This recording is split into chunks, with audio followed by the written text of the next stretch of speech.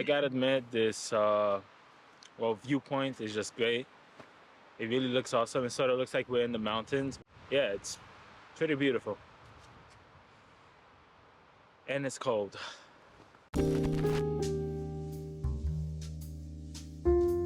Hey, how's it going? I'm Adam and welcome to my channel. Well, during my film photography journey, I was lucky enough to shoot with a bunch of different cameras and formats throughout the years. My wallet was less lucky, but one of the few formats that I haven't shot yet was 110. It was invented by Kodak and it took the world by storm in the 70s, like the Bee Gees and Pet Rock collections.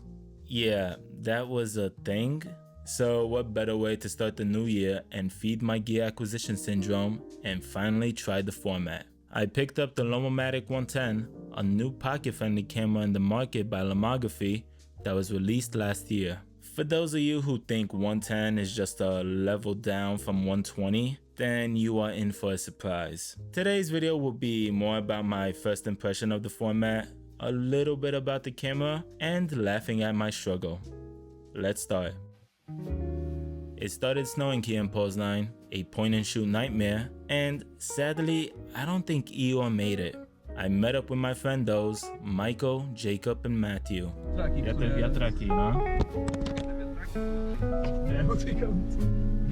Our destination would be a small town called Charnkov and a couple of detours along the way. My camera's in the back, it's the biggest camera there. Okay guys, like I told you, the biggest camera that I own. Yes, Lomomatic! Yes! Lomomatic. Bardzo dobrze! So yeah, I have been teasing the guys that I bought a new camera and that it's probably one of the biggest cameras that I own. Naturally, they thought of a large format camera. I know, I am so funny. Anyway, it was time to load the camera. It doesn't matter which way you put it, I think. Okay, it might actually, yes, it doesn't matter which way you put it. Oh no. That was something new and different.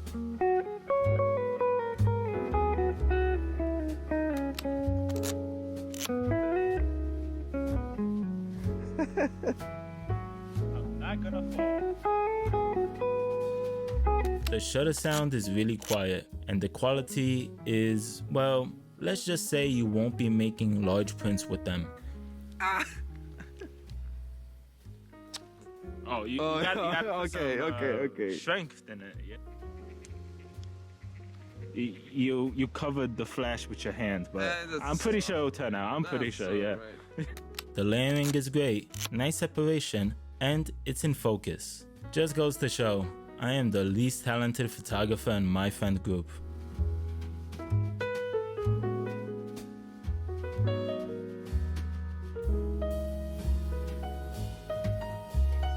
What is 110? As you can see, it's not a level down from 120, but it's a level down from half frame. For reference, here's a 6x7 negative, 35mm, half frame, and 110. Yeah, the 110 sorta looks like a dental floss. And because of that, you can't make large prints, but that's okay because this format wasn't meant for that. In 1972, Kodak came up with this and it was revolutionary at the time, designed to bring photography to the masses by offering extremely portable and user-friendly system. Kodak even had catchy slogans like, "Put a Kodak in your pocket." It resonated with the growing trend of casual photographers rather than staged or JCPenney sort of type photos. But sadly, due to the rise of 35mm compact cameras and finally due to digital photography, 110 was forgotten for many years, but was revived by Lomography producing cameras and film for them. Thanks Lomography. Changed my mind. Just the scanning mask you bought, does it scan it with the borders or just the pictures? I think with the borders, but okay. I'm not sure. It's a bit funnier to me with the borders. Yeah, but you'll know because you've probably seen already the samples. Unless I decide not to make this video because every photo was underexposed.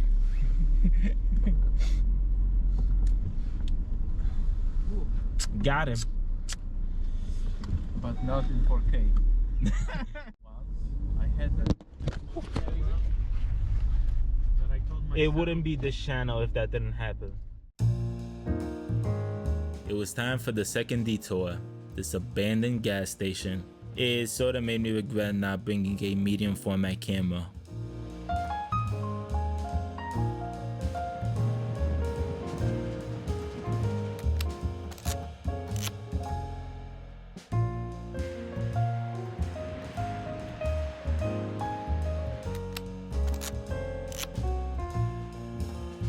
Here's where I got my act together, because I finally realized there was a day and night mode on the camera. Day is 5.6 and night is 2.8.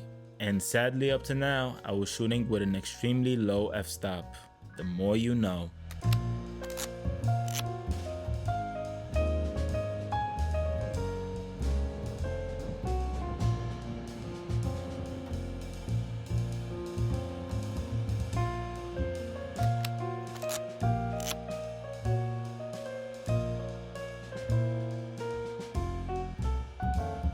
Let's go over the ins and out of this camera.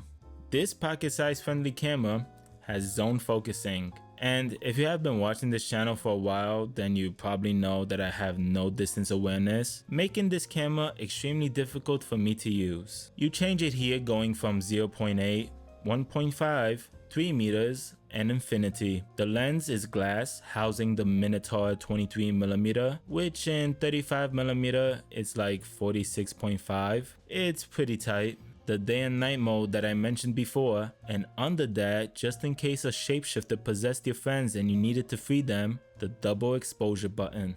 Here's your detachable flash unit. Here's the shutter button. Don't be afraid to really push it in. The further down button is to change ISO, going from 100, 200, and 400. Now, I don't know if this is due to my giant Frankenstein fingers, but it would sometimes show me 200 when I would set it to 100. So better to double check. The button above is bulb, which is interesting because it can't be mounted on a tripod. Unless, I don't know, maybe with some good old-fashioned duct tape, I guess. The battery compartment takes one CR2 battery, and here's where you load the cartridge. The best thing is winding to the next frame. It's super fun. I mean, I even do this when there's no film inside.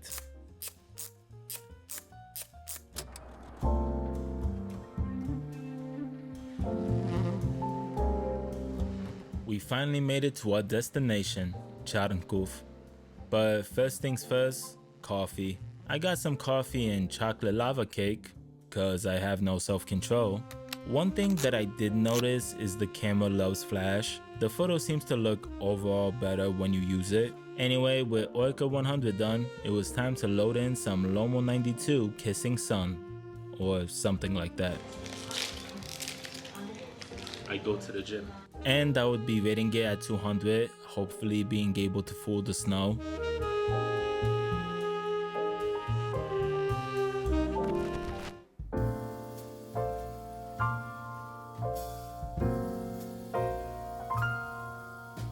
Alright, so this is pretty cool. This building is sort of framed with all these like broken plates. Yeah. It's quite interesting. Okay, I'm not sure what this sign means, but I just think it means watch out for car thieves. I honestly don't know what.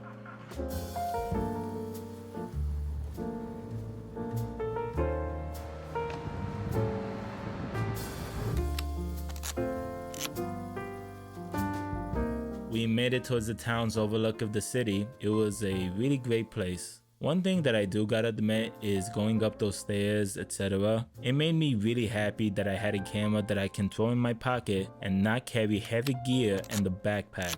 It really is the perfect everyday snapshot travel friendly camera. But in exchange you get more grain than Delta 3200.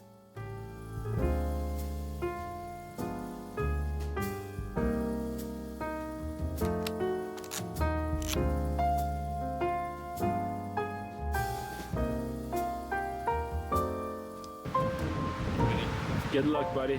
Porsche 400 or 800? Tell you what, it could be either or. It could be Porsche 400 or 800. I'll give you whatever.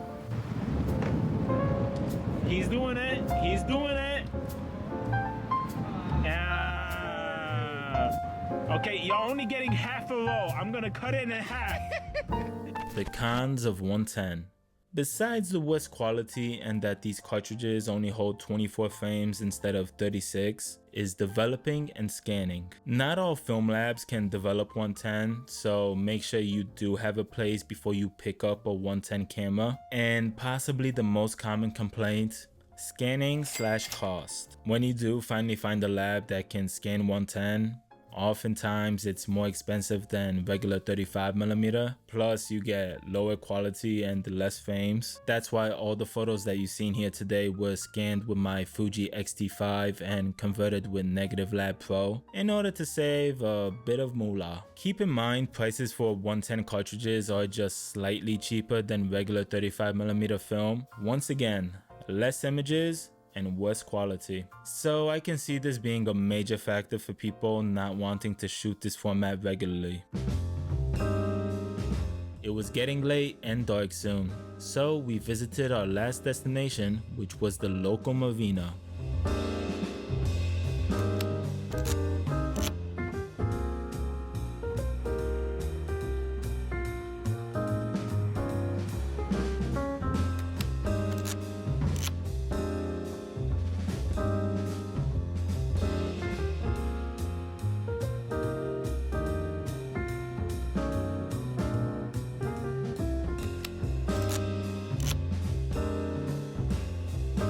Mean game over? And just like that, it was time to say goodbye to Charnkov and head back home. And that's the end of the rolls and the video. Thank you so much for watching. I truly appreciate it. So my final thoughts on this format and this camera, well, low quality, expensive to shoot, and yikes, zone focusing. But I loved shooting it. For me, portability and just being able to have my camera with me at all times is really important, and this camera fits that. I had the camera in my jacket pocket and I was ready to go, and it was extremely fun to use, especially advancing to the next frame. It's a vibe.